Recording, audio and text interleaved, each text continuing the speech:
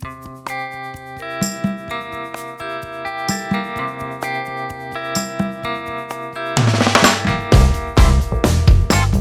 and welcome to another episode of the Odyssey Podcast. I'm your host, Jeremy Mullally. I just want to take this time to apologise for being on a very, very long hiatus. I've gotten back into the swing of things now, so I'm back putting up episodes. And what I'm going to do is I'm going to do a bit of a content dump. So put out a couple of episodes this week just to make up for my time off. But without further ado, I just want to introduce my guest for this episode. It's a friend of mine. He's called Moses Marrion. And Moses is a mentor, he's a coach, and he's an NLP practitioner as well as a teacher. And just recently he ran his first solo event teaching NLP. And he's here to talk about that experience today. And he's also got an upcoming event for his next event very soon. So without further ado, here's Moses. Moses, thanks for coming along. It's been a long time in the making. I've been trying to get you in for weeks, but yeah, that's true. You've been tremendously busy over the last few weeks, Yeah. which we'll certainly touch on.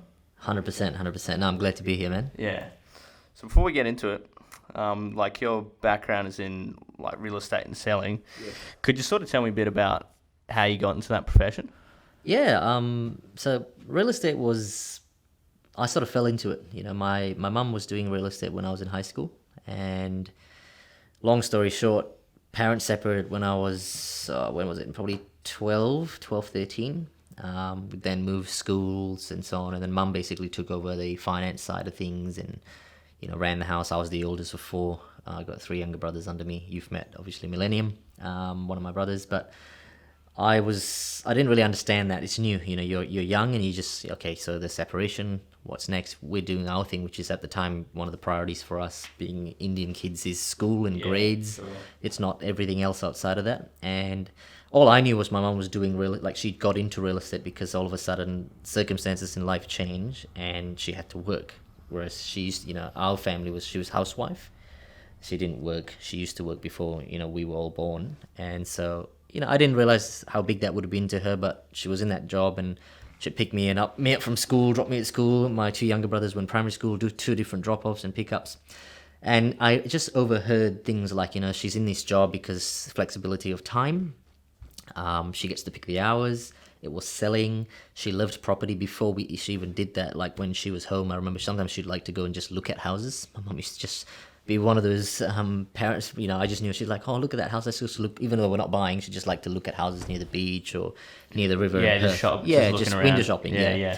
And so she obviously had an interest and she went into it. Me being in school, like, got to a point where she got really stressed in the job. I think she was really good. Like, she became top in her office within a few months. And this is no experience. She didn't know stuff about computer, emails, all that sort of tech stuff. And she just became number one, I think, purely through being authentic and connecting with people, which she's very good at. So I just remember, like, conversations came up. I was in year probably 11, late year 10, year 11, and she kind of went, you know, I'm gonna have to take time off, and it was the stress. And she's got a skin condition called psoriasis. So when she's stressed, that flares up. Okay, yeah.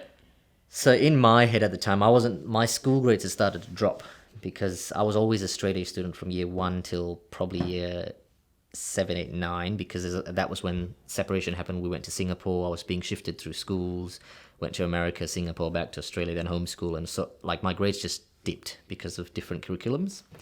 And then getting into high school in Perth, like, it was my first experience of public school was year 9. Year 10. Yeah. I've never been in a public school. The previous schools were, you know, church schools, homeschooling, private schooling, and the Singapore school, which is probably one of the strictest schools in the world. So I never experienced what it's like to be in a public school. Yeah, so I remember just just going. It's a new world for you. Yeah, whole new world. Go in there. I remember a kid just swearing at the teacher, chucking stuff at him. I was like, man, this kid's crazy. He's going to be done today. But no, he was actually completely fine. He was allowed to do that stuff. It was just another Tuesday. So it was like a new world. Yeah, it was so normal. The teacher had no control. And I was just, you know, going, and like the swearing, we're not allowed to swear. It's not even something that would come up.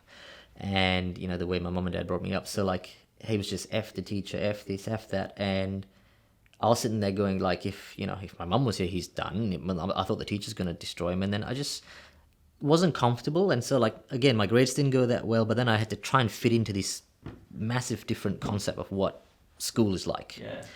And it didn't go as well as I would liked. And then I remember, I was like, wanted to be an architect. That was my original plan. I was looking to be an architect. And then grades didn't go well. Mum was stressed at work. And then it sort of came down like I knew I had to maybe make an income, like to help. So I spoke to her and I didn't know how it would go, but it was, hey, maybe I'll just join you and help you out. We'll see how you go so that you're not so stressed. I'll help you out and do that part-time work. Because a lot of my friends in year 10, 11s and that sort of time were doing part-time jobs at Foot Locker or the Gallery or somewhere in Perth just getting money.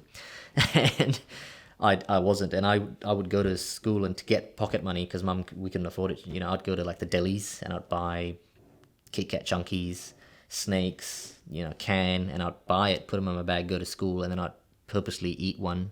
And in high school, I don't know if you remember what it's like, but if you're eating a chocolate, all the kids around you go, can I have some of that, right? So what happened was, I was like, hey, okay, I can, if I said $1, they'd say yes. If I said, so after I was like, it's a bit easy, like, so I don't know where my business brain came in, but obviously that's what happened. Like I then decided I'm going to buy multiples of this, not just for me.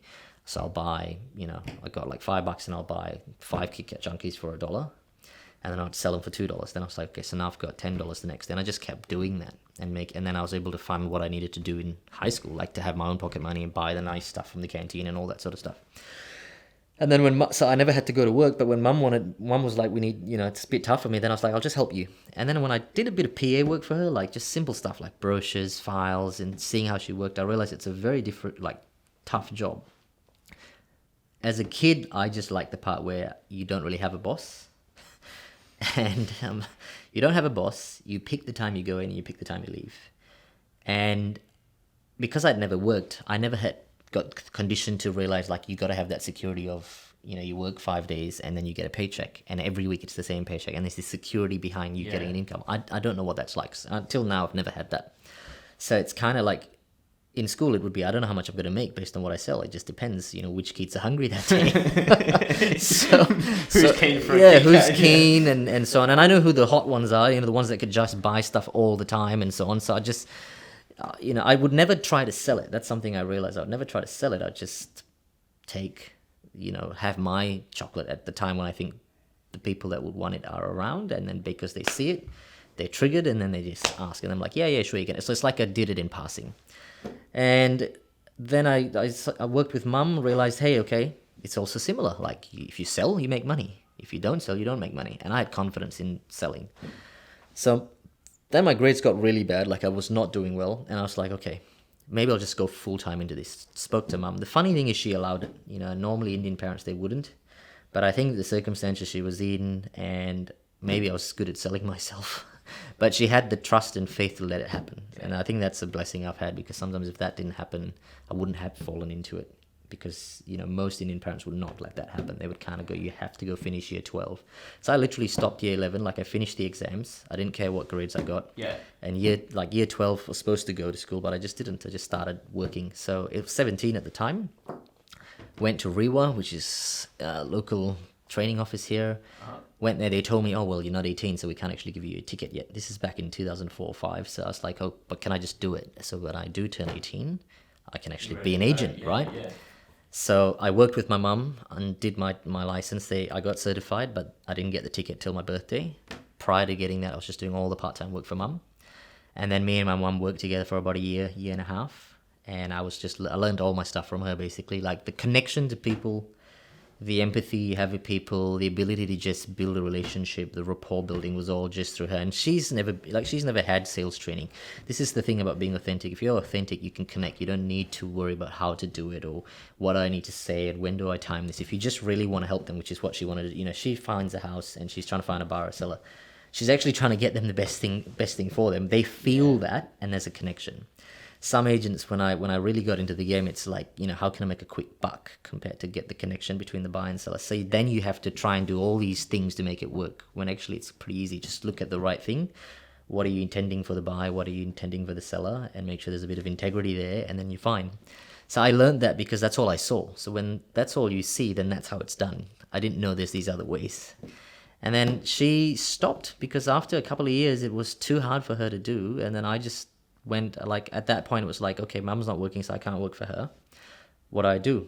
And a couple of my high school friends at the time, they finished year 12. So I don't have the year 12, whatever the graduation thingy. Like, I don't even, so that's technically you're not even like a high school graduate, right? Which I'm not. So you don't have that. And then, you go into the real world. Well, what do people with companies or people that are giving out jobs, they want to know what's your level, right? So it's like my level was not something that's well accepted. And I spoke to a couple of my friends, two of them had gone to drive trucks. Back then in Perth, the mining industry was pretty, like, pumping. I remember it was even in the papers, you could probably search it, but it was like, 20-year-old, 19-year-olds earning $100,000, $150,000 driving a truck up north. And my mum was struggling with the real estate because the stress was just too much for her to handle it alone. And she's still, dropping my two younger brothers in primary school and my second brother. So she was doing all these errands there at basketball, and single parents, very tough. Because in real estate, you can only work really when other people are not working. So most people work 9 to 5. Yeah. So when most people aren't working is they go, hey, I want to come see a property, and it's between 5 and night. So your hours are basically the reverse. Correct. It's a reverse. Now, for me as a single guy working, it's cool. But for my mum, when I reflect, at the time, she had to pick us up from 3, and there's 2 different schools. So between 3 and 4:30, she can't deal with buyers or sellers. Then she prepares the meals. It's like 6. Then she's got like between 6 and 9 p.m. to do whatever work she can. But buyers and sellers don't really care about your schedule. It's like, I need to see the house now, or I need my deal done now. So that would have burnt her out, and it would have been really tough. But she did it, and obviously after a while she just could not handle it, and I kind of went, I want to keep doing it, So I said, just let me run with it. We looked for some companies. I joined a couple of companies. Wasn't like, the transition was, I was very young. No one really wanted to, take someone that to them it's just, oh, you've worked for your mum. You've got no experience. You haven't got a year 12, certificate. What are the actual skills? So anyway, I spoke to my school friends. They go, drive a truck. So I went to get my license through a company called RMS at the time, which was a company that just certifies you to drive those big mining trucks. And I was registered, got started to work on it, and then I saw an ad in the paper, and it said buyer's agent for the top real estate agent at the time, who was in Ray White in the eastern suburbs of Perth, Morley, Beachboro, those sort of areas. I don't know why, I just thought I'll try, because I was already, like, my mind was already going to go do the truck. In my head, I was like, if I make 100, if it's 120 or 130, whatever it is, even if I give mum half to fund our house and help my brothers go through, school and mortgages and all the stuff that needed to help the family. Because in Indian culture, like, if dad's not there, then the oldest kind of takes the lead. I was never told this, it's just understood. I kind of just felt that. I think my mum treated me as if I was already the responsible one, so you just fill the role. And I was like, man, I'm fine with that. Like, even if she takes half or more, I have to do all this stuff. I still have so much left, I could buy whatever I want. So that's how I was going. And then saw this ad. I already knew how to do the job because I did it for mum. So I kind of went, let's just try. Because the other side of it was still leaving Perth to go somewhere else for 2 weeks on or 3 weeks on, 1 week off. I was not 100% comfortable with that. It's not like I wouldn't do it, because I was still doing it. I was actually at the company registered to go. But I kind of felt like it's still not 100%. Like, it's like, hey, what if I can do the same amount of money here? Then I looked at the job and I was like, if he's number one, he must make a lot of money. I'm sure he can pay me if I do well. That's how I thought. Yeah. So I called, did the interview, and he interviewed me. And do you want to hear about the interview? Yeah. So the interview, basically, he interviewed me, and he goes, "What experience?" I said, "Just worked with my mum." And I think now when I look back at it, he's probably like, "Man, that's not really a job." If you work for your mum, like, well, obviously there's favoritism, or there might be, we're not going to know the real truth about how things went. Obviously, your mum's going to give you a good reference. I can't trust that. That's what I'm thinking. Yeah. But I just told him what I did. We had a good connection. Like, I'm a very, I'm humble. I'm very, like, I do all the right. I look at, okay, he's knows the job. I've got to be respectful. I've got to be humble. I've got to be willing to do anything to get the job. I'm the rookie here. He's the expert. So I never had an attitude. I was always very much willing to learn. That's an attitude I've always had. Just be ready to learn. So when I was with him, like, whatever he said, can you do this? Okay, I said, I'll try. You show me, I'll do it. It was always there was no. It was always yes. Give me a few seconds to work it out. Done. And I even said, you can test me. Yeah. It was about half an hour of the interview. When I got there, he was actually like he smokes. So when I got there, I thought I'm going into an interview where he's going to, you go to a real estate office, top agent, for Ray White. I was like, man, I got to dress up, so I buy a white shirt. I read somewhere that if you wear a white shirt, it's good for interviews. So I bought a white collared shirt, suit, stuff I would never wear because I'm just not that guy. Even look at me today, like, I do my events, I coach people. When I'm running events, I'm different. But as soon as I'm out of my work, I like to wear casual stuff. Like it's always hoodies, track pants, and just basketball shoes. That's how I am. But when I went there, I put all this stuff on because I had to present a certain way. I get there, he comes out, 2 top buttons undone, casual, chain around, chain on his neck, and then he had like cigarette in the hand in the office, not lighted, but like ready to go. And he's like, "Oh, so you're Moses?" He goes, "Oh, I come down the back." So I'm walking down the back of the office, sort of like when we came in here. We come in and it's just all these rooms. I'm walking down. I'm thinking I'm going to go into one of his rooms, and then he opens like this side door, and then the door opens, and I follow him out, and it's literally like the back corner of between the fence and the office. So it's like it's like a little. it's probably that between me and you, right? Yeah. So that's the fence. This is the door, and then like I just saw sand here and bushes, and then he just walks out, turns around, looks back at me, and there's 2 milk crates on the floor, like in the dust there. He takes one, sits on it, puts the other one there. He goes, "You sit there. We'll start the interview here." Lights his cigarette up, and then I'm having this interview with him. Questions: how long have you done it? Or, what do you do for your mum? What company is she at? Why is she not doing it now? All these proper questions. I just went through all the questions. Again, like I said I can do anything. I'm willing to work. And then he just, all this time he's smoking. Like as he's asking me, I can see the cigarette's finishing, right? So the interview went as long as probably the cigarette lasted. And as I realized it was ending because his cigarette's ending, I'm like, okay, so this is probably not going well. Because like it's ending, he's not like trying to find more. Yeah. He's kind of like, well, I've had my smoke break. so then he opens the door, he goes back in, and he starts walking to the front, which means interview ended. He didn't say it, but it means interview ended. As I'm walking, I goes, "Oh, how'd you get here? Do you have a car?" Because at the time I'm 18, like I'm fresh, He goes, I go, "Yeah, I got a car." And then he goes, "Okay." And he looked at it, and at that time I'd bought like, this Ford V8. And I bought a V8 because in Perth back then that year, they were changing the laws where P-platers could not buy V8s. It was about to change. Oh, right. So you got to. So I was like, I have to get this before they change the law. And I got the car. He walked out. I'll never forget this. He goes, "Oh, that's your car?" And I go, "Yeah." He goes, "By the time if you worked for me," and then he already knew where I lived. He goes, "If you drive from where you live to here, which is about half an hour, 35 minutes, and back every day while you do a 6-day job here, which is Monday to Friday plus home opens on the Saturday," he goes, "with what I pay you as a newbie rookie, you won't be able to fill that up in fuel." All right, like your wages will be covering the V8 bill on the fuel, and it's semi joking, but semi like he was just like that's that's the reality. That's the reality of it. And then I said, "Oh, but if I make some sales, I'm sure it's fine." Like I was very confident. That's the thing. I was always confident. I said something like that, and he goes, "Oh yeah." Then he goes, "I like you, but I think there's just not enough experience." And he's very soft with how he did it. Like I really felt he just goes, "It's just I really like you, but it's just the experience is a bit hard." So it was the no. But he didn't say no. That's how he left it, right? And he goes, "Okay, I might talk to you in a week. I'll see how I go. But I really, with what I do," he goes, "We do like 8-10 home opens a weekend. You're gonna have to run around, and it's just the experience." And he was very soft. I think he might even touch my shoulder. I didn't know at the time, but that's the skill that he has, rapport building, connections. He was doing everything as a person should too. If they want to let go of something softly without offending you, there's a certain way to do it. And so he did that. I'm now going back home. I'm like, okay, it's all in. We're going north. We're going to drive this truck. I think 5 days later, got a call. I didn't recognize the number. My phone's ringing. I pick it up. It's him. And he goes, "Yeah, Moses, it's me. It's me, Manuel." And I said, "Okay, hey, what's up?" He goes, "Yeah, I did all these other interviews. And I don't know what it is, but," he goes, "they've got experience, but I like you. I'm not really comfortable with the guys with experience. I like you and you've got no experience. So tell you what I'm going to do." And this is all on the phone. And I'm like, "What? Okay, what do you want? What is it?" He goes, "You can come work for me." And this is exactly what he said. "But I'm not going to pay you." Right? Yeah. He goes, "You're going to work for me. I'm going to see how you go. I'm not going to pay you for 1 week, maybe 2 weeks. I'll see how you go. If you're good, then we can do something. Are you in?"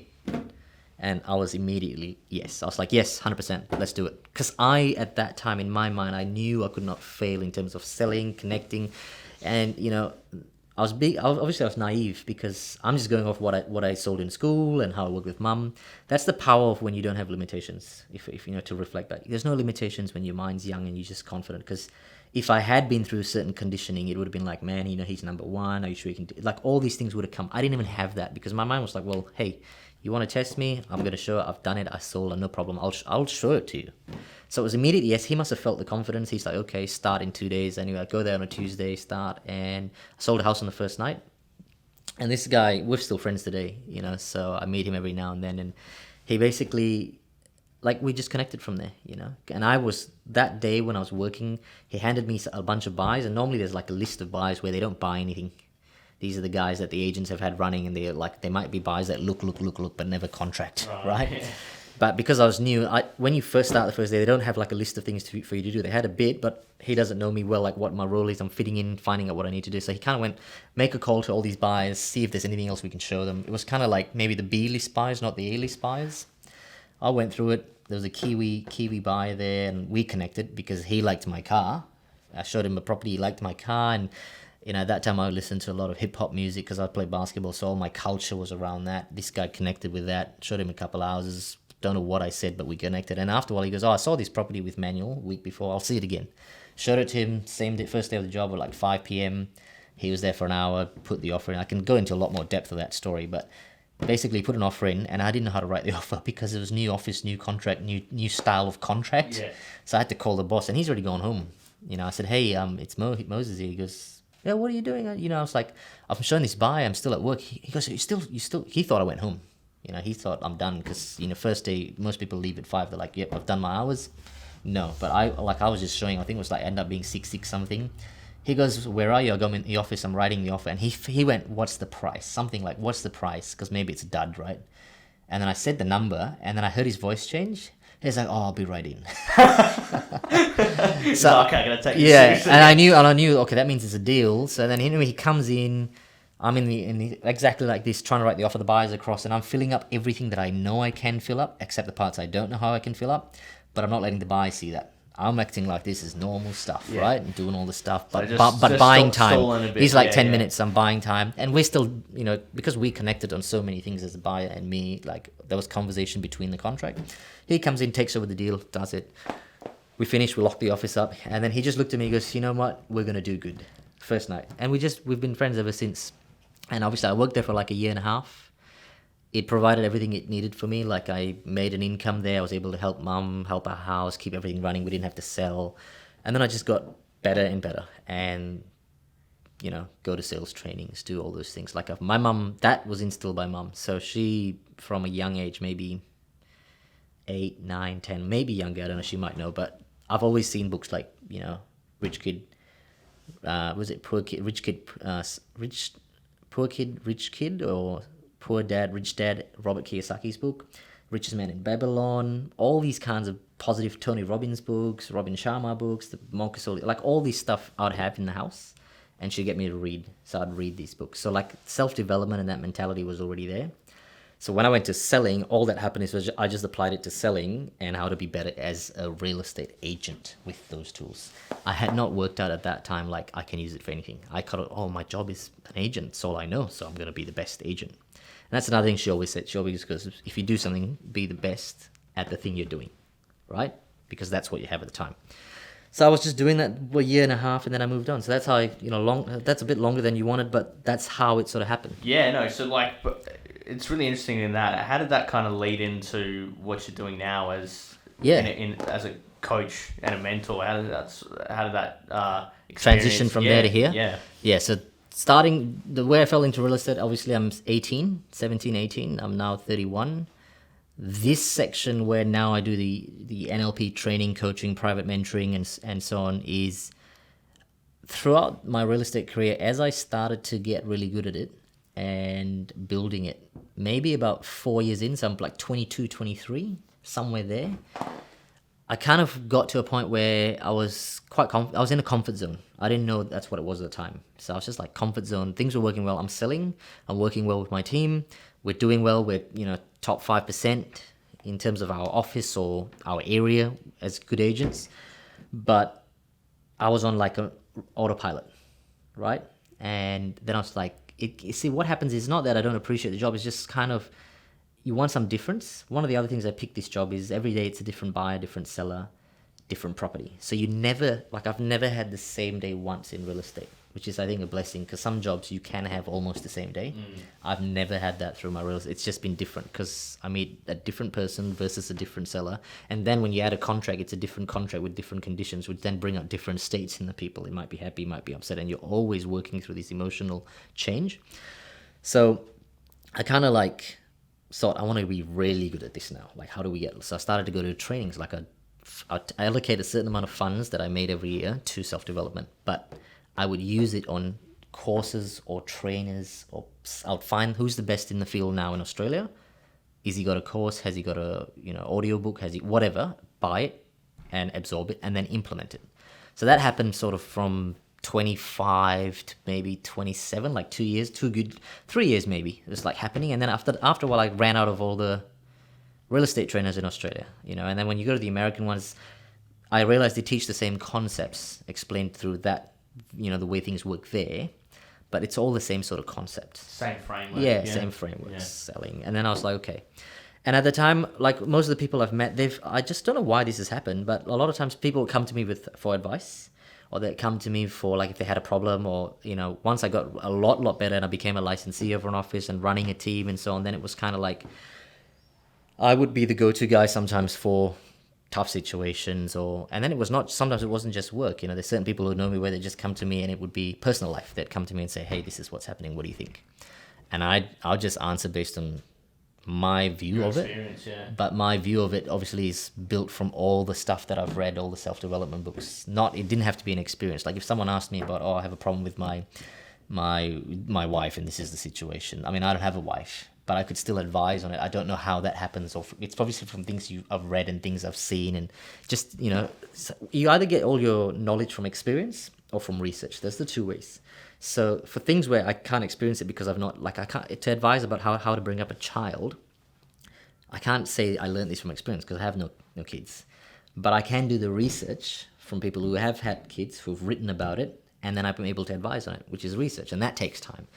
But I think my hours in research for self-development are very, very high. I actually don't know how much. I know I've spent a lot on it, and I've put a lot of time into it. So when I was doing this, they'd always thank me. Like I'd get all these messages, so I'd keep them. Thank you. You like my counselor. Just funny stuff like that. And I'd feel awkward about it because I'd feel like, no, that's not me. I'm an agent. But after a while, I was like, well, I seem to be helping quite well. Maybe now instead of just looking at learning real estate, let's see what else is out there. And then I went to learn stuff on how you run business, not how you run a real estate office or how you sell a property. So sort of branched out. So I went to if you know how to run a business, well, then you can open a real estate office or run a sales team, but you don't have to run a team for just property. You can go do a car dealership. That's odd. Don't worry about Patent interrupt. No. So it was kind of like, okay, so let's expand. Just be open. So I started to and what happened is there's a couple of real estate events where there was 80% real estate speakers, but the headline act was someone random. So they would bring like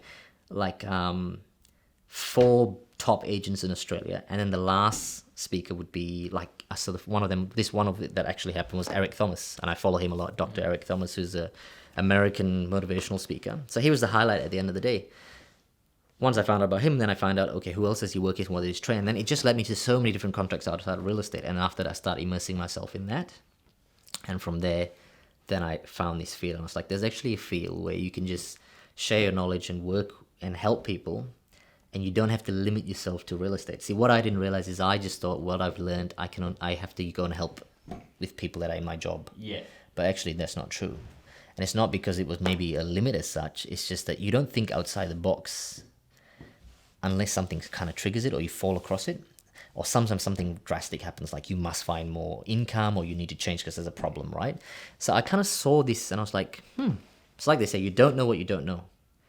You don't know what you don't know. You know what you don't know. So I know I don't know how to fly a plane, right? Yeah. I know that because I've not done it. But I know how to drive a car. So there's things that you know, and there's things that you don't know. But there's this black space, which is what you don't know that you don't know, right? So I started to go into that space. And then the thing is, once you go into that space, so now you go, oh, well, there's this whole world. But in that world, there's also a section of what you don't know about that world that you don't know, and it just keeps going. So I just started going deep, and then after a while, now I've got to a point where I've seen so much of how you can use knowledge and skills through research and experience, and coming through a real estate field for, what is it now? 13 years, 14 years. It's like that job was literally connecting, dealing with people on every different level you can think of that a person could go through. Like I've had to deal with divorce situations when they're selling, mortgagee sales, and that's the lows, and then you got the highs, first home for someone won lotto when they buy a property. Like you're dealing with this. So I'm so aware of how human connection is and how people work with each other, and how like what causes them to do something not smart or smart and make decisions. So I went into NLP, I went into business training, and then I started to just coach. Like the last year, it's been one-on-one private coaching. I left my real estate license on because I still have past clients. So I just sold a property, I think, in East Perth now. So this is a client that when I was doing real estate full-time, I sold for her mum. Got to a point where I thought, well, I'm doing coaching, but I've done this for so long, I'll leave my license there and just work with only past clients, which is what I do now. So I don't advertise my real estate anymore. I don't put ads out. I don't do what I used to do. I just do it from a point of view where if I've met you before, then I'll work with your property. Yeah. But my focus now is building my coaching and mentoring business. And obviously, you've seen you looked after my event in Perth just recently, doing the videography for me. So that's one that I've done. I've got to that level after probably building it for 2 years. I know how to build because I've done it in real estate. I know how to sort of move up and set up a business and create it the way I want it as well, not follow a certain framework that perception thinks it should be. Yeah. So that's where I'm at with that. But to get there, it's been really learning a lot, then doing joint events with people. First assisting, so go and work for free. Similar concept. I did, Manuel, when he first said to me, "Hey, you're 18, but you can work for me for free, and if you're good, then I'll let you have the job." It's funny because I've seen this field, and I went and helped people in the field for free to see what it's like. Because you got to give to get. A lot of people out there just want, hey, I want to learn, I want stuff, and help. They just want to take, but they're not willing to give first. I've put so much time into just sacrificing my time to learn at whatever cost because I like this. And so it was doing stuff for free first, then assisting. And all this is at my, because, flying to different states across the country, international, helping. Then after a while, you get to a level where you've got experience. Then it's like now you do joint events. And then now what I've just done, which you've seen, is my own event. Yeah. And now, as you know, I'm planning to go future-wise, start going into maybe my hometown. I say maybe, and that's because of time, but it's a definite. So maybe in terms of how long, but it will happen in terms of exactly, I'm thinking sometime Singapore at some point, I'll put that in because I have a connection there. It's my hometown. I also love Perth. I've always loved Perth. Now that I have traveled everywhere, part of the journey for all my coaching mentoring, I've gone to the States. I've gone basically everywhere and learned everything. I've taken all the stuff that I think is the best, put it into a package, and then looking at building that. And Singapore and Australia just seem to be something that I like. So that's the new phase. It's something that I can't probably talk about much, but you always gotta, I enjoy the journey. It's not really what I feel like the goal is at the end. It's just that process of looking at something that I can work to is fun. And actually working to that, yeah. I really want to get to talking about your event, but before I do that, could you just explain for people who may not know what is NLP, and so NLP is one of the specialties that I work in. So it's neuro-linguistic programming, and they say NLP. I didn't invent the word, so it's been around for a while.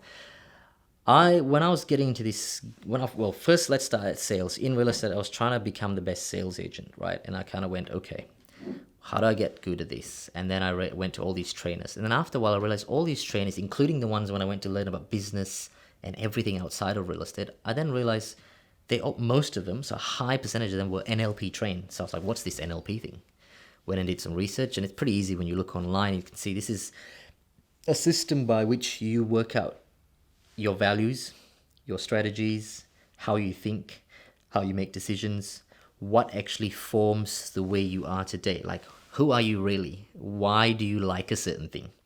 Some people say, well, my favorite color is blue, and sometimes you ask them why, they go, I don't know, I just always like it. But NLP sort of digs as to where that was sourced from and how it started, or why you like a certain brand, why do you associate with certain people. So it's basically working out your own blueprint. It allows you to go and see, oh, so this is the blueprint to me. And then if you're happy with it, great. If you're not, you can make changes to the parts you don't want. So if you have maybe a bad habit with something, or you have something where there's negative self-talk, or you have a certain limitation, you can release these through doing certain techniques with this technology.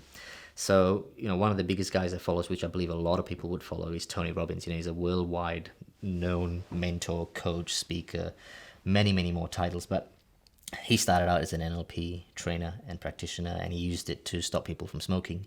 And he started branching, and then he ran to events. But that's years and years ago. So sometimes if you come into this field now, you just look at what is now. You don't know what happened in the start. So if you go back and research, then I worked out all of them, most of them, have that done, and then they use it for either selling. You can use it for building relationships. You use it for counseling. You can use it in building a business. You can use it just to build rapport. So it is almost like it's the master of what most courses are based off. So I just decided, and I've read this with Tony Robbins, and obviously if you're going to be good at something, you got to look at who's already doing it well and model that. Yeah.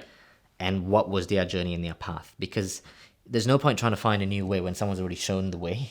If you have an ego, maybe you might want to do that. Like some people say, no one helped me, I did all this stuff myself. If ego drives a part of your life, then there's going to be some limits to how you're going to get there. But if you're open to learning, and you're willing to be humble, and you're willing to sort of give yourself a chance to be vulnerable as you grow, then you can go and find who's just done it, learn, model exactly that, and go forward. So that's what I'm doing. It's what they do, so I'm not going to teach the people who are way ahead of me. I mean, they're way ahead of me. They know what to do. You just got to model that. I'm sure with yourself as well, the field that you're in. If you said to me, I said, hey, I want to get into videography and pictures and stuff, and you gave me some guidance. If I was to go now, I want to do it my way, this ego's taking control. It's completely stupid. To me, it's stupid. I'd go, whatever he says, I'll take as gold, because Jeremy knows the field, like he's done it for that long. And if I see someone that starts at, say X amount of time, and I see you're doing now, weddings, and you're doing events, and you're getting calls from certain companies, there's obviously some success and secrets, not secrets, but methods and things that you do to get to this level. So if I want to get to that level, I will speak to the guy that's at that level and show me. That's how it works. I'm sure you might look at guys that are in your field who that you want to aim to or might get to. Yeah, and that's the same thing. It's just model that and go from there, rather than, I want to do it my way sometimes. Yeah. Well, moving on from there, you've just come off the bat of doing your own event that you've done. So, because you have done events before in the past where you've shared the stage with people, but this is your first solo event, correct? Yep. Yeah. So could you just I just want to get an idea of what it felt like for you, and you could just describe, any challenges you sort of faced getting off the ground, and how you feel now that you've actually done it. Okay. I didn't have any fear or I didn't feel anything about running it myself, because once I went and learned how it's done, I do my research really well. So I really go and do everything I need to do to make sure I'm comfortable. I don't jump into things if I feel I've not prepared. It's that old saying, if you fail to prepare to fail. So I've learned that years ago. So I always work on that. It's like, okay, well, go and do all the prep. The only thing that I will mention on the event that I did have a bit of nerves about was, I don't know tech, okay, all the stuff that you've got set up here, for example, the mics and the pack that goes on my hip and the wires and the earpiece that I wear and all this, because that was the first time I'd had to do that. Normally when I'd go and do it, if I shared a stage with someone, or if I did a joint event, they'd just come and say, here, click this on, it's done. I didn't have to buy a pack, bring a pack, check the hotel matches with my stuff, the frequencies, all that sort of stuff. So getting towards the event, I was prepped with all my stuff, like my delivery, my content, my slides, my presentation, the modules, the segments, from name tags to whatever.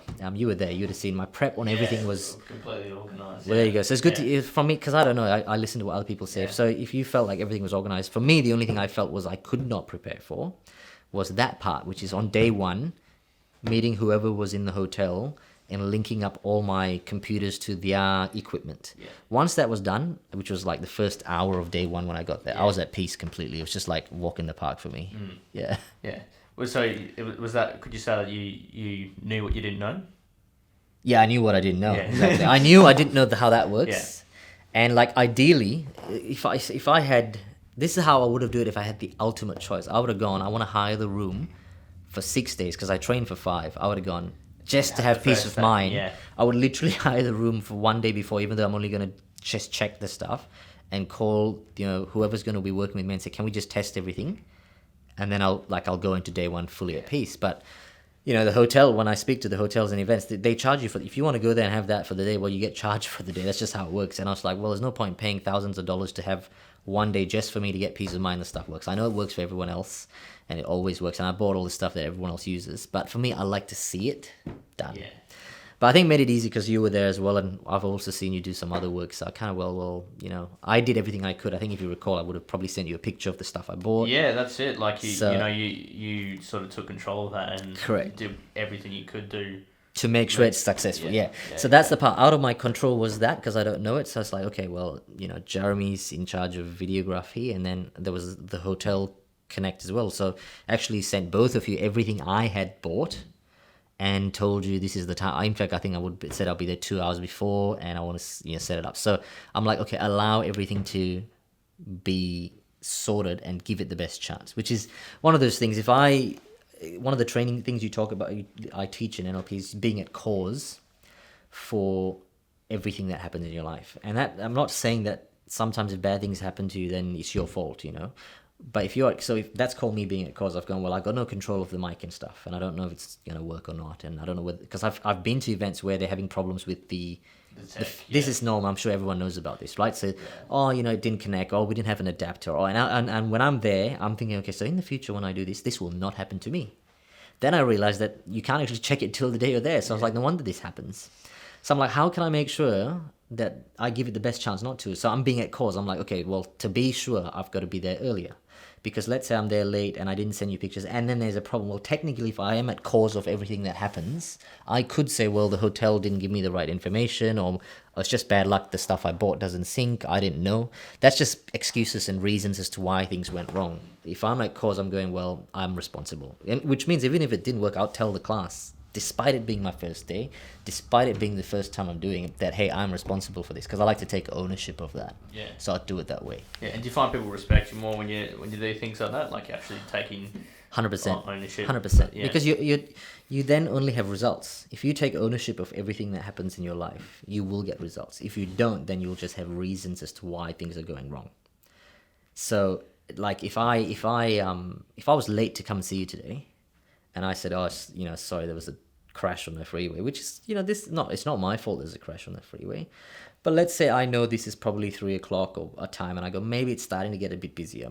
Sometimes there is a chance of this. And if I know there's tight schedules with who I'm meeting, then I go, if I want to be at cause, maybe I should give myself an extra buffer. And yes, it could be that I get here and I have to sit in the car 20 minutes before time doing nothing. But that's me being at cause, going, because I respect your time. Now, I've now worked out when I do that, I don't come here and then if I'm early, go, oh, well, it's nothing to do in the car. I'm sorting out my emails. I'm doing all the little things I can fit into the gaps of time, because I realize now time's actually more important than money. So money you can work, you can always get, but you can't get time back, which is why all the big business owners and trainers, they'll spend anything or do anything to save time, which is why, Jay-Z has a plane, Grant Cardone, a sales guy. Why they're buying jets, because now they can do all their stuff faster and travel. So they're keeping their time. When they have the time, they can use that time to make more money. But you can't use more money to buy time. Yeah. So that's that side. So I just work it out there, being at cause of everything, from whatever it is. Even, if I pick someone to partner with me, if I pick them and then there's something wrong, well, it's my fault again. Maybe I didn't research the person that I'm working with properly. If I got the hotel and the hotel, did something wrong. I think on day 4 of the training I just did, the aircon was cold on one of the days. Every day it was fine. Like, that's my fault, because, I didn't maybe check it in the morning, because, technically, if you think about it, maybe 3 days it was fine. Why would the 4th day be wrong? But I realized I lowered it the night before. It seemed to have stuck. We get in there and the students are a bit cold. I have to be at cause and go, I take ownership, that's happened, explain it to the students, which you may have recalled I did. I said, I only can sort this at this time. But I don't sit there and start negative self-talk in my head, like, oh no, what are they thinking out there? Because if I allow that and all these excuses, like, well, the hotel should be able to come here. Actually, it was a Sunday, if I recall. That's why they were understaffed that day. So even when I rang, normally we ring the number for the Hotel Connect, or when we're running an event, they're there straight away sorting out, my whiteboard flip chart. Yeah. But on that day, we rang and no one was coming. I was like, man, I'm paying a lot of money, but no one's coming to the room. And then I had to walk downstairs and there's one staff member there. So I kind of went, well, I could use excuses. I could say, well, guys, we found out I could have got it sorted, but they didn't come. But I'm like, no, well, at the end of the day, it's short staffed today. I explain it to the students, I take ownership, and then I move on. Because if I don't do that, I'm going to be teaching and training with my head having autopilot on this non-stop. And what that means is the students get disserviced. Yeah. Yeah, so it flows on from what you're doing, yeah. Yep. Yeah, I think that was one of the biggest takeaways for myself, and it's something simple, but it's real powerful. Like, Yep. and I even noticed that, like, just even little things I'll be thinking about, and I'll Yep. think back to that. Well, actually, yeah, that's just a shift in perspective. Yeah, being Yeah. at cause. Yeah, I had a friend. I can't remember what actually happened, but he had some problem here with his visa. Like, he's from a different country, come here, and some get to stay or their visa gets extended. But the situation was, and I didn't know this, but I just heard. So I obviously won't mention names, but all the time it was, man, it's tough because I'm subject to what the government wants to do and whether I do have an extension or I don't have an extension. But after learning about that, I was told that there was a realization that the position that he was in was because of something he didn't do correctly, which if he had done correctly, it would have been different. So he switched to being at cause, which now means he's looking at the whole thing differently compared to if you looked at it, I'm at the mercy of someone else and whether I can stay here or whether I can do that. Can you imagine trying to gym that day, trying to build a business, trying to go to work? Because there's so much uncertainty there and you keep saying it's someone else's fault. So you're not going to feel right. Your energy's going to be really low. Your state's going to be really low. But if you're taking ownership, you're like, okay, I stuffed up. Now what I do to get better? You're in a completely different space. Your whole mindset changes. You're not going around with victim mentality, which a lot of people do. So that was powerful because that concept, when I teach that concept, there's always a few people that go, no, I'm not going there because, this happened to me and they actually like using the pain or the problem because it gives them an excuse to say, this is why I'm not good at what I do. So they've got a secondary gain, what I call secondary gain. They kind of go, well, like for me, I'll give you an example. So my parents split up, right? Yeah. And I was 13. So if I wanted to play victim mentality, I could go, well, I am going to stuff up in school and I'm going to do all the drugs and I'm going to ensure that everything I do is not good because, hey, Dad wasn't there and because Dad wasn't there, Mum had to work because that had to happen and we didn't get what we wanted. And so I fell off the rails. And to some people, they're like, yeah, well, if you don't have two parents, I get it's tough for you.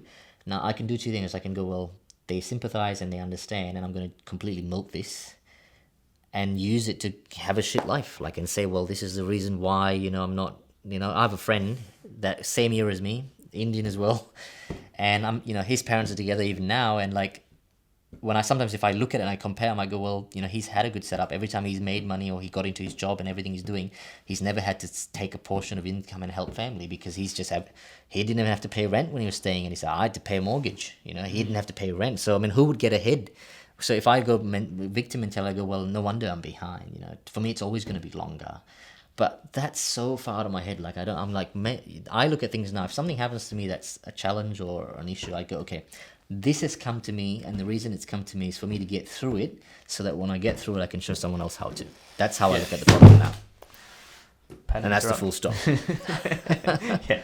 I sort of want to talk about your logo and your branding. Oh, I think I really like the story behind it.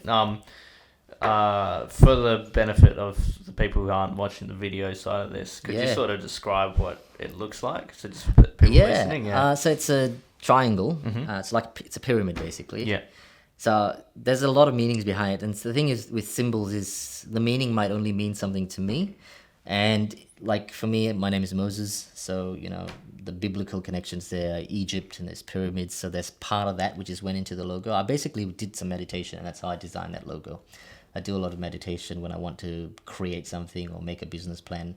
I don't just jump with ideas and scribble stuff. I'll go, what's my intention for this thing that I'm going to do? Okay, so the intention is to have a logo. So I then go into a space where I calm myself and then go do meditation and see what ideas come to mind. And so it came up with that, and then I realized, one of my brothers is in engineering, and I worked out that that's the strongest shape in the world.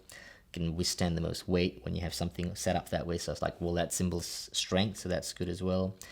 The word mastery for me, I learned that in all teachings, it's always about mastering yourself. If you master yourself, everything else is possible. I think you might actually, because it's Greek as well. I think the Oracle of Delphus. Yeah, Delphi. Yeah. So you know that. See, this is the thing. So even like if you go back to teachings or story, and some people might say mythical teaching. I mean, I don't know what the truth is or what it isn't, but it's come from somewhere when you go back, and you can go back biblically or culturally, and like that one from the Greek mythologies, you know, that was the center of all wisdom. And I think in that second on the wall it said, in the scribe was like, know thyself. That's what it says on the top. It goes, know thyself. When you look at like Tony Robbins, which is now we're bringing back to now, everyone talks about find what you are, like work out who you are, what your passion is, what you want to do, know yourself. Then you can work out, you know, what you want to do. Not work out how you're going to do something based on external validation, which is a lot of people go out there and it's like, I'm doing X, but when you dig them and try to work out what's driving it, the answer is usually derived from the external. Meaning, I'll find when I go to the root, it's because of something external that happened, and that's why they're doing it. When I coach people, I work out, okay, now that we know what the external answer is, let's work out what the internal answer is. And the funny thing is, people realize there's an internal answer, sometimes what they're doing, they stop. So the mastery word it's because one of the courses I run is Mastering Myself, because that's how it starts. Let's work out who you are and what you want to do. Then I went into NLP Mastery, which is what you saw. You saw the logo with NLP Mastery, so it's got the triangle there. And the affirmations, so for me, the affirmations of I am, which is Exodus 3:14 in the Bible. It says, you know, God said, I am that I am, and he speaks to Moses, which is my name. Yeah. So, you know, in my meditation, I was like, I know the books of the Bible, and I'm not someone that, you know, is biased as to any religion or not, or says one is right or wrong. Like I have my belief because that's how it's brought up. You know, a lot of times I talk to friends that are in different religions, and we even talk about it in a funny way. We go, it's funny that if, let's say, you know, we were born and accidentally swapped as babies and just switched, you know, you'd be X and I wouldn't be a Christian and you would be, and it's true because I'd be brought up through that environment, that culture. But does that mean I'm now a different person? No. So I just believe there is a God, so there is a higher being, and whoever listens to this or whoever speaks to me, like, it doesn't mean that's the one. You know, I'm not suggesting that. What I'm saying is, from how I was brought up, based on the environment I had, I always believe there's a one-on-one conversation that you have with God and a higher being. So to me, it's God. And so from the biblical side and my name, it was like, you know, I am that I am. And, you know, that's from the Bible years ago. But if you look at now, all the positive teachers and leaders out there, it's about affirmations. I am powerful, or I am, whatever it is you want to say, rather than going out every day and talking about, you know, thinking about negative stuff. So there's actually an I and an AM within the triangle. Yeah. So for me, when I look at that, every time I go to work, like when I go to the events, this is why I had you've not heard this before, but I'm walking there, the logo's in my face, it's part of my brand now. And the I am, because of when you look at something, you have an internal representation, right? And everyone's internal representation of what they see is different. So like, you might remember in class, I said everyone think of, I think it was purple elephant. Yeah, and there's, you know, that's just a funny way to show people that if I say something, like if I say purple Lamborghini now, and let's say a hit song came out and they're talking about purple Lamborghinis, a majority of people might see the same Lamborghini they saw in the music video.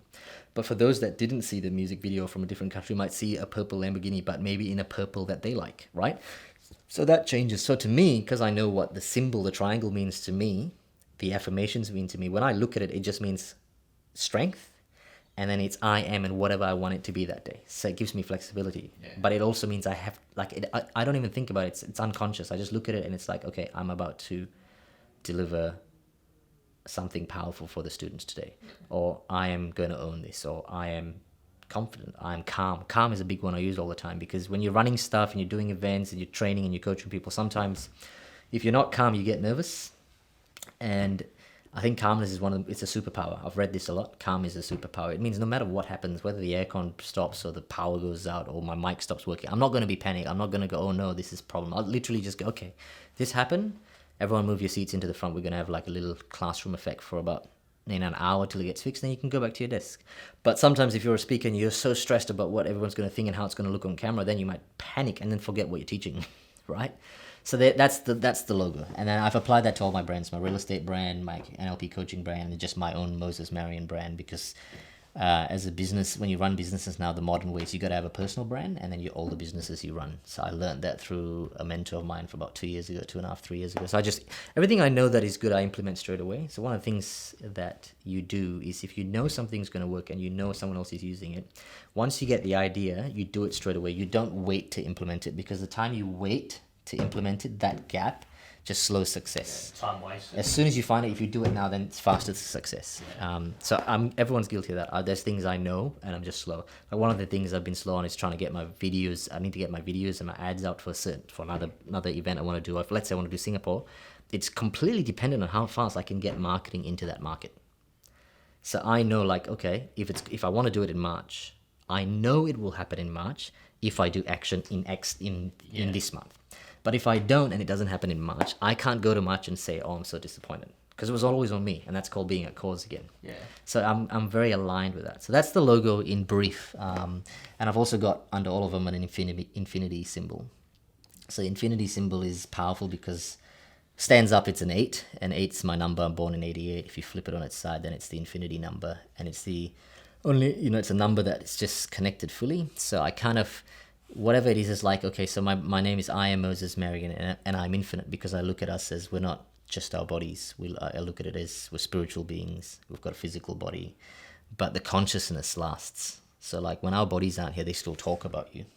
And that's legacy again, which is why, again, if you talk about internal rep, you see the shirt I wear, certain things I wear, certain things I buy, it's always feeding into ensuring my state is always super high. So like, this shirt is a gym shirt, but to me it means legacy in the making. So if I wear this shirt, or if I take it out, or whenever it shows up in my run of clothing that I wear, it's not something I just wear every day, but if it comes up, like for that day, I'm reminded that, okay, I'm building something. There's a legacy that will be left.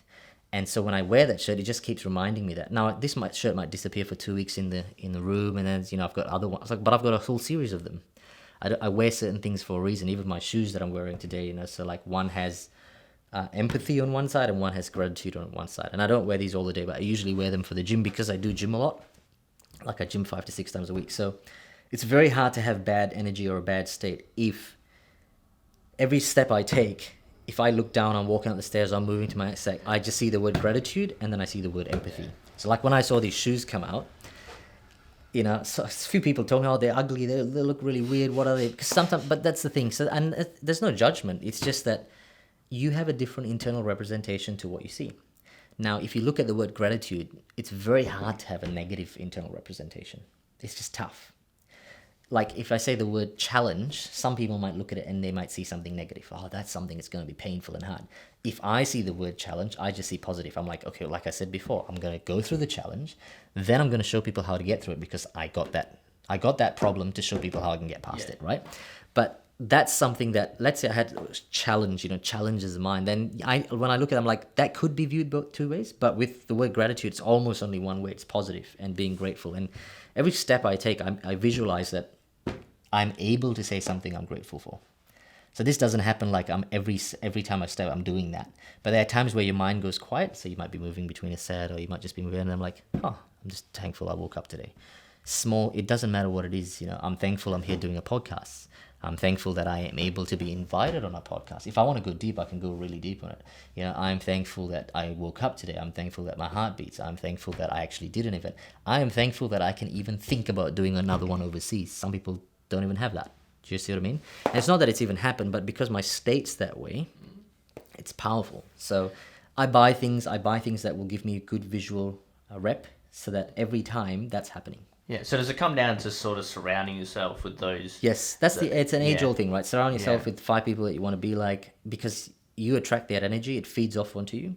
So I bring that to the next level. I kind of go, well, okay, that's fine, you got to pick 5, but sometimes you can't just pick 5 people, because you might have negative family.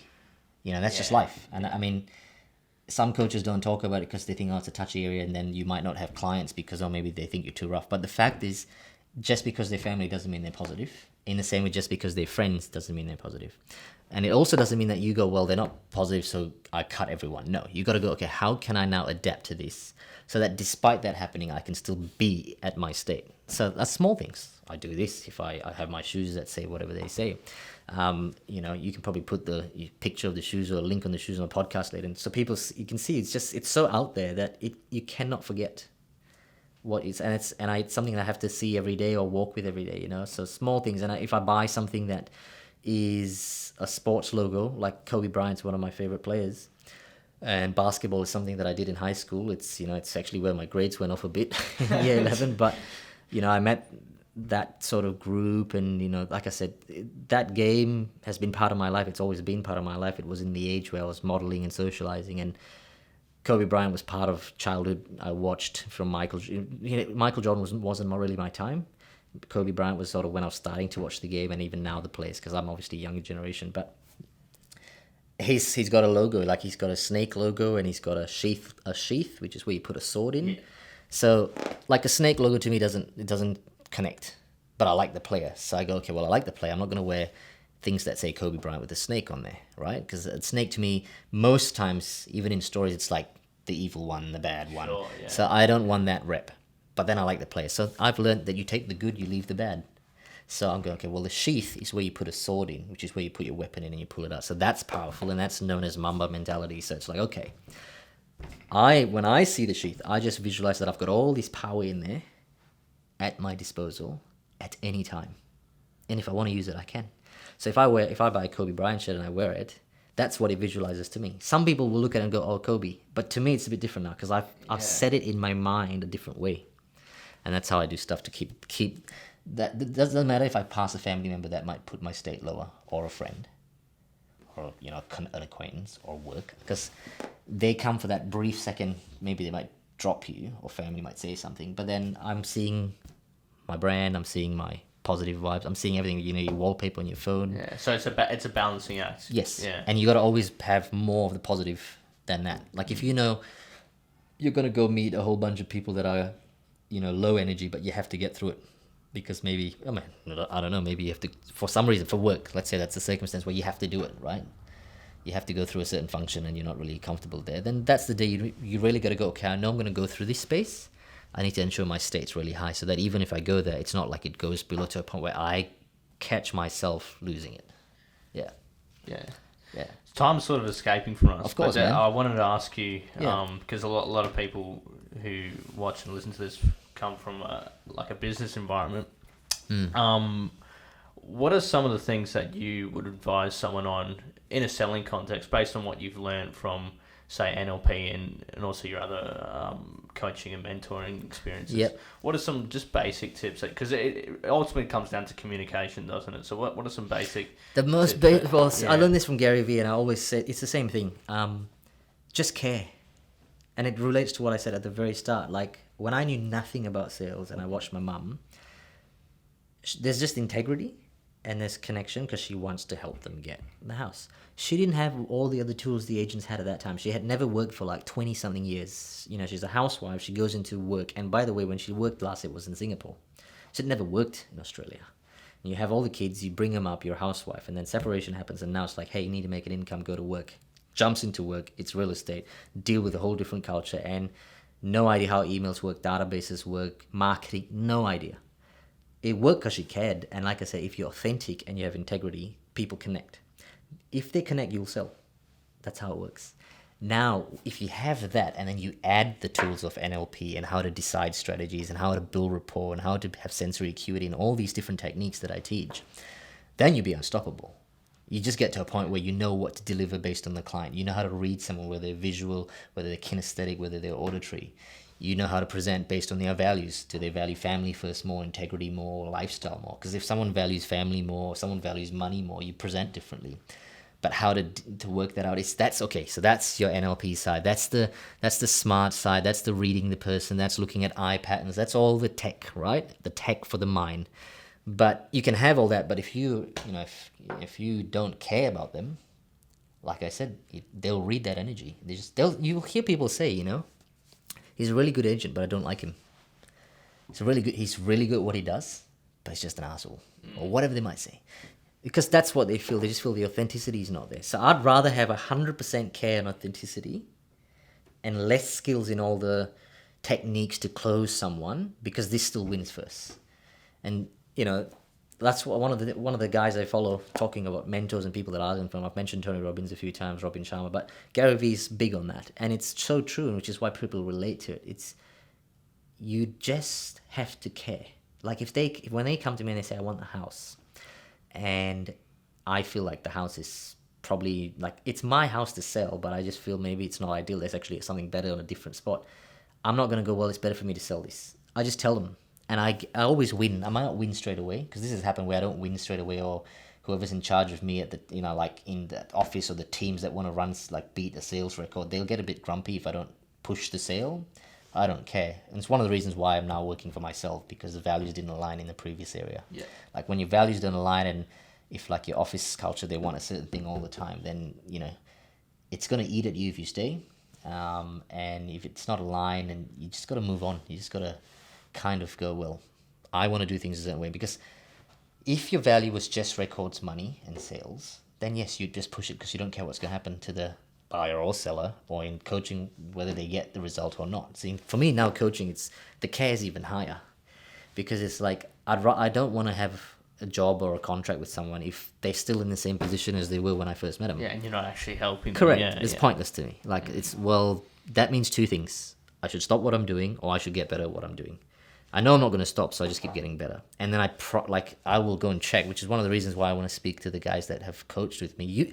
Thing is, you in the class, obviously doing videography, one of the students was a coaching client of mine, and he even spoke about how it was. So, like, for me, he's not giving me a testimonial. I never gone and told him to go on Facebook. I didn't ask him to write reviews. Like, he was so happy with it, but it only was told in the class months after I worked with him, like earlier in the year, and he's just come a few weeks, to my event. And then I was surprised, because he tells the class, hey, I'm learning this now, but I was actually coached and on a client basis before, and it helped me a lot. If he said, well, I feel the same, well, then to me, I'm not doing my job. That's how I look at it. And I know I do my job, which is why I don't have any, like, oh my goodness, like if this, this guy goes out and someone finds out he's been coached and then they think nothing has changed. I don't have any fear there, because I know they'll change. Like, I know I'm going to do it until, in fact, I would not stop till I ensure it's there, done. Yeah. Just the last thing I want to touch on is, you've already mentioned it before, but what do you sort of have planned for the future? Like, you already mentioned you got your Singapore event, but sort of more broadly speaking as well, like, how does that play into your daily life, looking ahead? So visualize it. Okay, so when I'm planned for anything I'm going to do, like my morning, one of the things I do in the morning is I have there's a few videos, maybe 5. One of the main ones I go to is one of the Denzel Washington videos, which is about, again, gratitude and being thankful for what you have, and then visualizing things. And I think I played one of them at my event, but that's how the day starts. So I'm in a state of gratitude. Then I start to visualize what my plans are for the future. So the question now, okay, what do you see and how do you work to it? Once I'm in a state of appreciating everything that I have got till now, the future is more like, those are all the blessings that are yet to come. And because they were even in my mind, I think Steve Harvey and Denzel Washington talk about this, but if you have an imagination of something in the future, that's God's promise to you that it's going to happen. If not, it wouldn't even come into you. Because in your imagination, it's not real yet. It's not reality, right? Like, Singapore's not there, or if I want to buy a different car, it's not there. But if it comes to my mind, that's God telling me, well, that's already yours. Now you just got to do the work for it. Which is why if you get there and you don't do the work, you feel very guilty. You have an expectation of something. The thought only came to you because, well, why did it pick you is my question. How did it come to you? So it's come to you, and it's very unique, because not everyone out there, there's lots of trainers out there. Not everyone's going to have my vision of how I think the next event's going to be. But it's come to me a certain way. So I go, now I've got to put in the work. So when I'm now in a grateful state for what I have, and then I look to the future, I'm like, okay, so these are the thoughts that, are coming to me. Now, what are the actions I need to take? I know that I'll get there in a smoother, easier process if I do practice what I preach, which is stay grateful, do the work, do the actions, and implement things faster. So that's how I look at that. Like, I don't really, future-wise, I don't really, I'm a guy that doesn't like to speak about stuff until it's done. I don't know how to explain that. Like, I won't be like, oh, well, this is going to happen, and now I'm buying this, and I'm going to do that. About Singapore, actually, funny enough, you're probably one of the only few that knows I want to go there, is because I want you to videograph there. And we spoke about that, right? I was like, hey, I'm thinking of going there. Or maybe if I go there, I'd like that also, captured. And because I have a connection with you, I'm like, would you come overseas? That's why. If not, I would not say to anyone anything till I get to a point where I feel like, okay, I've done my next one in Perth. I'm now gonna go, like, now it's gonna be there, and then I'll start talking about it, because I believe, like, you know, talk's cheap, action's what counts. But we're doing a podcast, so I'm sharing it with, you know, your audience and so on. That's my plan. Like, but as I get closer to it, then I'll talk more about it. When I'm done, then I'll say it's done. Even this event I've just done, no one knows I've done it. I haven't gone, well, this is going to happen, guys, watch out. I just do the event. Now when I get my information back, okay, that's done. But it's also at the same time, yeah, it was good and it's done, but next. You can't sit in that and go, hey guys, you know, done this now, just and then just wallow in that, and you know, it's not how it works. Like, it's done. What's next? If you ego is one of the biggest things I had to learn. Like, if you have an ego, sometimes you might be like, how am I gonna, like, I want to tell people about this, and I'm gonna, you know, I want to just get the feeling of like, hey, I've done this big thing, and then you forget. Instead of going to the future, you started looking now back at the stuff you've done, and you just, what happens when you do that is you can't even see what's coming, right? So I go, it's done. I'm happy. I've heard enough. I've got the messages from the students. I've got the text from the students. I've got all the, you know, touching messages. You saw someone stage where it's like, okay, I know that I served the purpose there, but now I've got to find who's next to come and go from there. So, like, that's how I look at it. And then when I'm done, I talk about it. I don't want to, you know, I don't know how to say, but I just don't feel like it's worth going forward and saying, I'm going to do this, going to do that. I always feel it's better to just have the action happen. Yeah, and people actually be doing it, and people can see that. They can say, oh, okay, I saw him do it. Yeah. They're close people I share things with. So, you know, like Millennium, my brothers would know. My mum would know. Certain close people in my family would know. Certain friends, I just tell. And they like, they know, you know, but not in detail. It's not going to be like, so if it's Singapore, it's like, that's the country. But I don't go, it's going to be at this hotel, you know, and this is going to be, like, I don't go into that. I go, that's for yourself. That will depend on how much work I put in. Yeah. But I have to set an intention that that's what I want. Because if you don't also look for what you want, then it's just going to be blank canvas out there. You've got to have some sort of goal and visualization of what you want to go to. Yeah. Yeah. Yeah. We've come to the end of it, but is there any final parting words that you No, have? man. Nothing. No, I think, well, we can chat anytime again. Like, I feel there's a lot to talk about based on what you asked me. It's hard to put it all into a short little spec. We might need to get you on again. Oh, okay, yeah. So, I mean, for me, it's a tricky one because there's a big journey from, like, what I'm doing. It's very hard to put into 45 minutes. Like, even the way it happened from real estate, from separation to real estate, to then school dropping out, to then learning about, it's just hard to put it in that time. But of course, you know, if you want to talk about it more, a certain part of it more, I can do that. But essentially, I just maybe advise people that it's always just being about being grateful, setting a goal, working toward. I think stay humble at the same time. You know, work through, do things for you. Ask yourself, is this something I'm doing because of an internal decision, or is it because of an external decision? Like, if you dig back into most of the things you do and you realize, oh, I've only bought this because I wanted X person to say this, or they needed to think this, well, then you sort of can do an audit on a lot of decisions in your life. And actually it's quite scary, like, to go into detail. But I always go, am I making this decision because it's internally driven or externally driven? If I can say it's from here, then I go. If it's external, then I question it. And I'm going, okay, which part of it? Is it the ego coming back or not? Like, what's the reason? Or is it, you know, trying to feel like I'm meeting expectations? So that's a whole also different topic. It goes into spirituality, understanding of the soul. But I've learned that, and that's something else that I teach outside of NLP. But it's a different feel. There's a lot of pieces to the puzzle, I guess. Yeah. And it's hard to put it into 45 minutes or however long we've been talking. Yeah, right. Well, in saying that, maybe I'll need to get you on again, and we can pursue some of those ideas. Anytime, man. Yeah, but Moses, thanks for coming down. I really appreciate it, especially you know, taking the time. You've been really busy the last couple of weeks. So I appreciate you making the effort. No, anytime, man. I'll be back. Glad to be back. Brilliant. Cheers, buddy. Thanks, mate. Take care.